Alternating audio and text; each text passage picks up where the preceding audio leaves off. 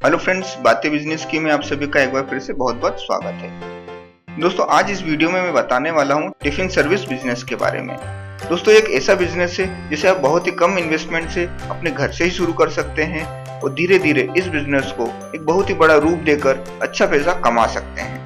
दोस्तों, आगे बढ़ने से पहले मैं आप सभी को बता दूं कि अगर आप इसी तरीके से और बिजनेस आइडियाज के बारे में जानना चाहते हैं तो नीचे दी गई सब्सक्राइब बटन पर क्लिक कर हमारे चैनल को सब्सक्राइब करना बिल्कुल ना भूलें। दोस्तों, आजकल बहुत सारे लोग अपने घर से बाहर अकेले रहते हैं, चाहे वो पढ़ने वाले स्टूडेंट हो या नौकरी पेशा वाले लोग। सारे लोगों के लिए खुद से खाना बनाना संभव नहीं होता है। कई लोग होटल में खाते हैं तो कई लोग ऑफिस के कैंटीन में। लेकिन होटल व कैंटीन का खाना ज्यादा तेल मसाला वाला होने के कारण लोग सोचते हैं कि काश घर जैसा खाना मिल जाता। तो उन जैसे लोगों के लिए आप टिफिन सर्विसेज की शुरुआत कर सकते हैं। इस कारोबार में क्वालिटी और क्वांटिटी मैनेज कर आप बेशुमार पैसा कमा सकते हैं। तो ये दोस्तों देखते हैं टिफिन सर्विस बिजनेस के बारे में। सबसे पहले दोस्तों, आपको इस बिजनेस को शुरू करने से पहले इस कारोबार को आपको अच्छे से समझना होगा। इसे समझने के लिए आप आपके नजदीकी किसी भी टिफिन सर्विस वाले के यहाँ पर खुद ग्राहक बनकर जाएं और पता करें कि किस तरीके से वो टिफिन देते हैं, उनके चार्जेस क्या है, कूपन सिस्टम कैसा है, वो टिफिन में कितनी रोटियां देते हैं, कितनी तरह की सब्जियां देते हैं, टिफिन में नॉनवेज देते हैं या नहीं देते हैं, किस एरिया में वो टिफिन को डिलीवर करते हैं, और इन सारी चीजों को आपको पता करना होगा, जिससे कि आपको इस कारोबार के बारे में अच्छे से जानकारी मिल जाएगी कि ये कारोबार कैसे काम करता है। तो दोस्तों, इसका एक और सबसे अच्छा तरीका ये भी है कि आपके आसपास के जो हॉस्टल्स हैं या ऑफिसेस हैं, वहां पर जाके जो काम करने वाले लोग हैं या जो स्टूडेंट हैं उनसे जाकर मिलें। उनसे पूछिए कि वो कहाँ से सर्विस लेते हैं, वो कहाँ से टिफिन लेते हैं, उसमें उनको किस तरीके की प्रॉब्लम हो रही है, वो टिफिन उनको पसंद है या नहीं, वो किस तरीके से खाना पसंद करते हैं। इस तरीके से आप उनसे महत्वपूर्ण जानकारियां जुटा सकते हैं और उस बेस पे अपना बिजनेस को बना सकते हैं। तो दोस्तों, अगर आप सीधे कस्टमर से जुड़कर उसकी प्रॉब्लम को जानेंगे तो आप उसे बेहतर तरीके से सॉल्व कर पाएंगे और अपने बिजनेस को अच्छे से ग्रो कर पाएंगे। अब दोस्तों देखते हैं कि इस बिजनेस को शुरू कैसे करना है। दोस्तों, इस कारोबार को सिर्फ 1 या 2 लोगों से शुरू करना अच्छा होगा, क्योंकि इसके लिए आपको ज्यादा लागत भी नहीं लगेगी।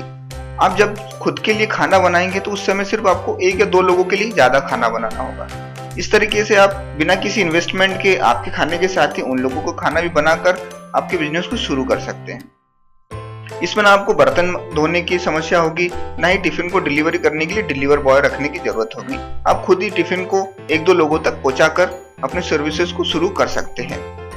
दोस्तों, अगर आप एकदम से ज्यादा लोगों के लिए शुरू करेंगे तो आपको बर्तन धोने के लिए, टिफिन को डिलीवर करने के लिए लोगों की आवश्यकता होगी, जो कि शुरू में बहुत मुश्किल होता है। तो आप सिर्फ 1 या 2 लोगों से शुरू करें, जो कि बिना इन्वेस्टमेंट के चालू हो जाएगा, और आप धीरे धीरे फिर अपने बिजनेस को बढ़ा सकते हैं। यही 1 से 2 लोग, अगर आप अपना खाना अच्छा रखें, अच्छी क्वांटिटी में दें, तो वो लोग ही धीरे धीरे माउथ पब्लिसिटी से आपके बिजनेस को काफी बढ़ा देंगे। अब दोस्तों देखते हैं कि आपको किन किन चीजों की जरूरत होगी। दोस्तों, अगर आप शुरुआती लेवल पर सिर्फ 1 या 2 लोगों के लिए ही टिफिन सर्विसेज शुरू करेंगे तो ज्यादा अच्छा होगा, क्योंकि इसमें आपको किसी अन्य चीज की जरूरत भी नहीं होगी। बस आपको 2 से 3 टिफिन लेना है, अच्छी क्वालिटी का आप टिफिन खरीदें, उसमें आप जो खाना बना रहे हैं अपने खाने के साथ एक्स्ट्रा खाना बनाएं, उसी को उसको पैक करें और खुद से जाकर डिलीवर कर दें। तो इस तरीके से आप बिना किसी इन्वेस्टमेंट के और बिना किसी अन्य चीजों के सर्विस को शुरू कर पाएंगे। और दोस्तों, इतने छोटे पैमाने पर अपन शुरू करेंगे तो आपको इसके लिए कोई लाइसेंस या किसी अनुमति की जरूरत भी नहीं पड़ेगी। अब दोस्तों देखते हैं कि अपने बिजनेस का विज्ञापन कैसे करना है। दोस्तों, अपने बिजनेस को और बढ़ाने के लिए या फिर अपनी किसी मार्केटिंग करने के लिए आपको पेम्पलेट छपवाना होगा। इन पेम्पलेट को आप स्टूडेंट्स या वर्किंग बैचलर्स, हॉस्टल या कंपनी में जाकर बांटने होंगे। और ज्यादा अच्छा होगा कि आप इन लोगों से खुद से बात करें, उनकी समस्याएं समझें और उन्हें अपने टिफिन को सैंपल के तौर पर कुछ जगहों पर दें, ताकि वो अपने खाने को टेस्ट करें। अगर उन्हें अच्छा लगता है तो अपने आप अपनी सर्विसेज को ले लेंगे। तो दोस्तों, इस तरीके से आप धीरे धीरे अपने बिजनेस को बढ़ाएं। आप धीरे धीरे बिजनेस को बढ़ाएंगे तो आपके लिए भी समस्या नहीं होगी और आपके बिजनेस को बढ़ाना भी आसान होगा। अब दोस्तों देखते हैं, सबसे इम्पोर्टेंट बात है कि इसमें कमाई कितनी होगी।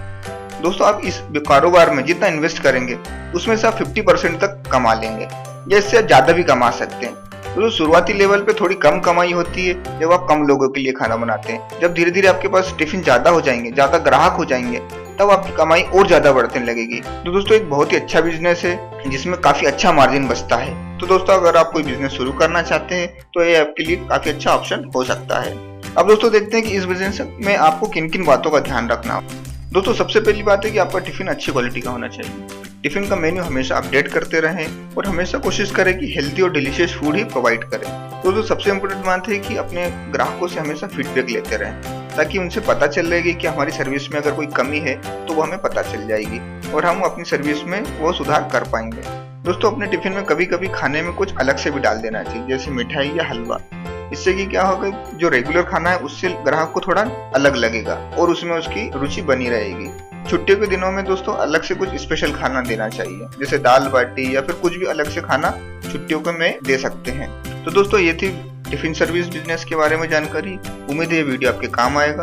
अगर आपको वीडियो अच्छा लगता है तो इसे लाइक करना और सब्सक्राइब करना बिल्कुल ना भूलें।